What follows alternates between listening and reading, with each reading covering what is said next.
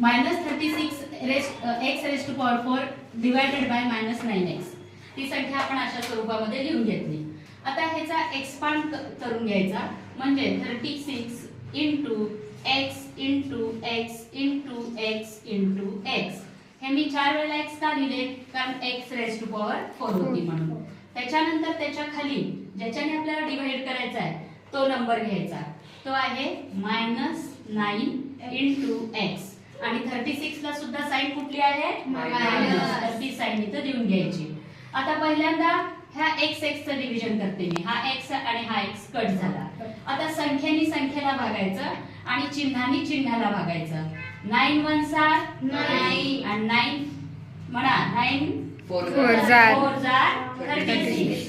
मग आता हे जे वरती नंबर आला हे साइन ची सुद्धा डिव्हिजन करायचं, minus divided by minus plus. आता वरती नंबर काय आला 4 आणि किती x राहिले काउंट करा 3, पण त्याला म्हणायचं x⁴ किंवा x³ खाली काही शिल्लक राहिलं का नाही। हे जे उत्तर आलं ते वरती इथं लिहून घ्यायचं आणि आता ह्या दोन्हींचा गुणाकार करून तो इथं लिहायचा आहे। आता ह्या गणितामध्ये फक्त इथे एकच नंबर दिलेला आहे आणि पूर्ण भाग गेलेला आहे, त्यामुळे ह्या दोन्हींचा गुणाकार सेम हाच येणार आहे।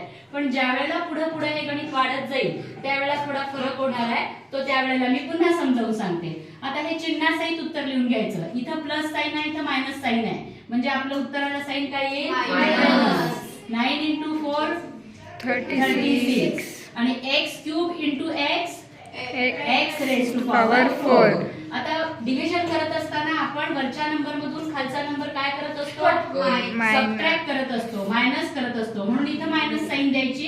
ही या दोन्ही मायनस पेक्षा मेन मायनस साइन आहे म्हणून मोठी दिली। आणि आता हे खालच्या पदाची चिन्ह बदलून घ्यायची, इथं मायनस आहे तर ते काय होईल प्लस। आता बघा वरचे 36 x⁴ याला चिन्ह कुठलं आहे मायनस आणि खालच्यासाठी हे खालचं चिन्ह विचारात घ्यायचं, मधलं चिन्ह विचारात घ्यायचं नाही। मग -36 x⁴ प्लस 36 x⁴ हे त्याचा आन्सर बाकी काय राहील 0। हे एक आपण मायनस मायनस चिन्हाचं बघितलं। अशाच पद्धतीने पुढचे प्रत्येक वेगवेगळ्या चिन्हाचं आपल्याला चेक करायचं आहे आणि मग नंतर असं करत करत सगळे मोठे सम आपण सोडवूया।